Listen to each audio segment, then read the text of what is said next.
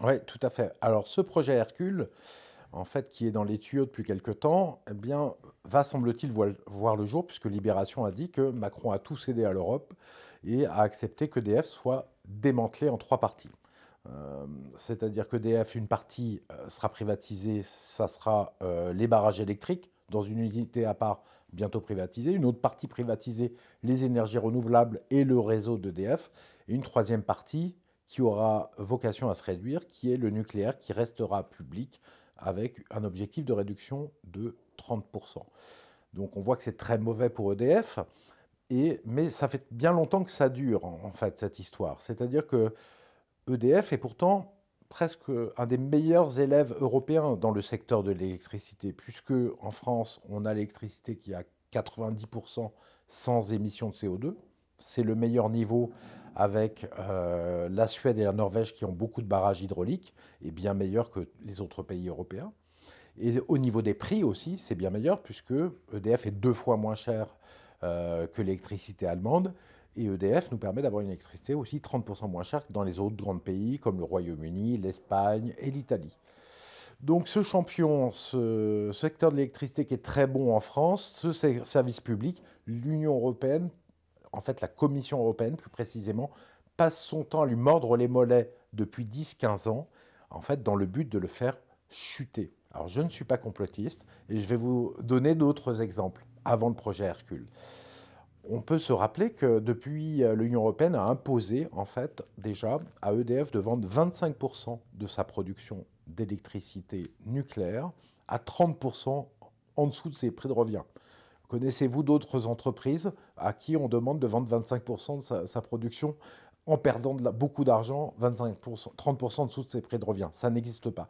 Or, l'Union européenne l'a imposé en imposant de vendre à 4 centimes d'euros le kilowattheure l'énergie nucléaire, alors qu'elle est produite à 6 centimes selon la Cour des comptes.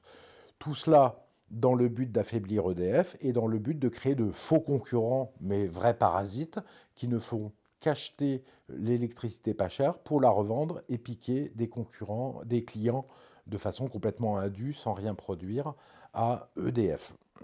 Il y avait aussi un autre fait depuis quelques années, c'est que l'Union européenne impose à la France de vendre ses barrages avec une grosse pression, les barrages hydrauliques.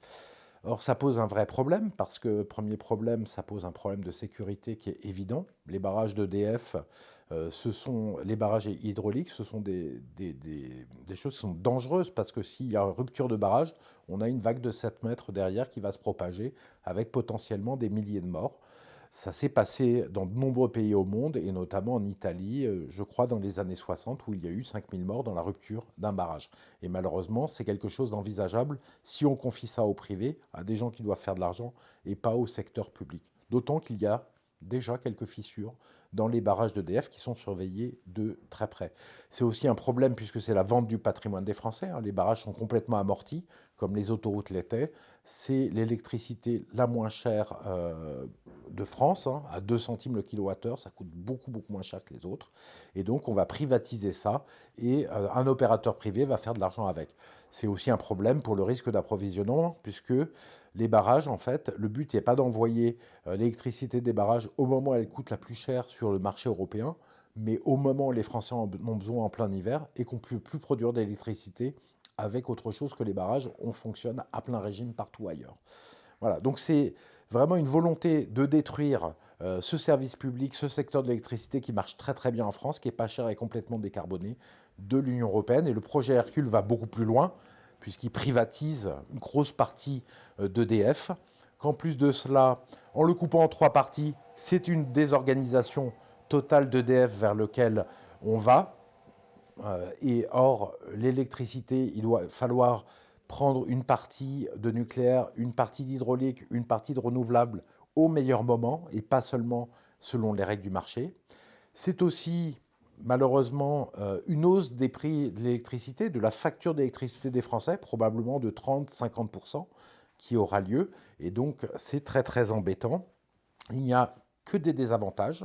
D'ailleurs, il y a un autre désavantage, c'est que le nucléaire va baisser de 30%, va couper 30% des centrales nucléaires d'ici 2035 de par la loi qu'a fait Macron. Comment attirer des gens qualifiés quand le secteur est sur le déclin et cette partie de l'entreprise, cette entreprise sera sur le déclin? Ça, c'est impossible. Et donc, ça va encore poser d'autres problèmes. Puis, c'est une stratégie aussi qui est anti-climat, puisque la stratégie globale, c'est de dire qu'on doit mettre plus d'énergie renouvelable et enlever du nucléaire.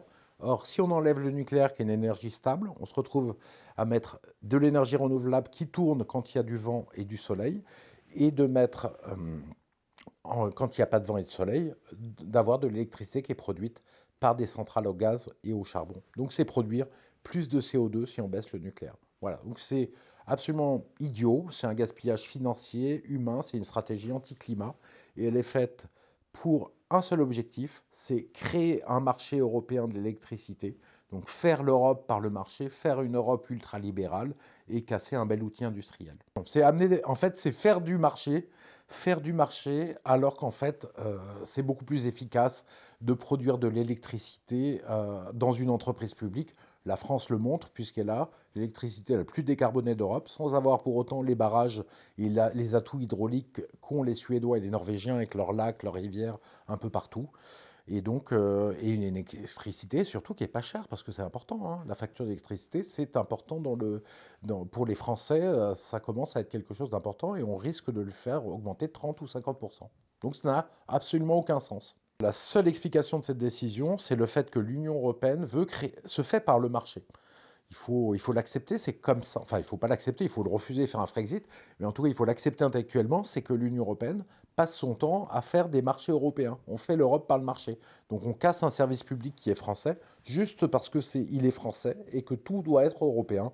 Et donc tout doit se faire sous la forme du marché et de la compétition européenne. D'ailleurs, aujourd'hui, vous ne le voyez pas dans vos factures d'électricité. Il y a de plus en plus d'échanges qui se font sur un marché européen de l'électricité, voilà, de prix, et donc de l'électricité qui est envoyée d'un pays à l'autre pour essayer d'optimiser au nom du marché. Mais ce n'est pas une optimisation qui est, en fait, ce n'est pas une réelle optimisation, c'est même une désorganisation auquel on appartient. Tout n'est pas marchandisable, notamment des biens qui ne sont pas stockables comme l'électricité. En somme, c'est rendre lieu indispensable à la vie des gens artificiellement. Oui, tout à fait, c'est exactement ça. Mais par contre, ça se fait à l'opposé de l'intérêt des gens, hein. Je veux dire, on a vu récemment que, en fait, il n'y a que 60 000 contribuables qui touchent 2 tiers des revenus du capital. En le privatisant, en le rendant plus cher, on va en fait favoriser une toute petite élite qui aura les moyens d'acheter les barrages privés et d'augmenter les prix. Tout comme ça s'est passé avec les sociétés d'autoroutes. Les prix augmentent, donc tous les Français payent, mais ceux qui ont pu acheter ces infrastructures voient leur patrimoine augmenter. Merci beaucoup Philippe Murer. Merci beaucoup.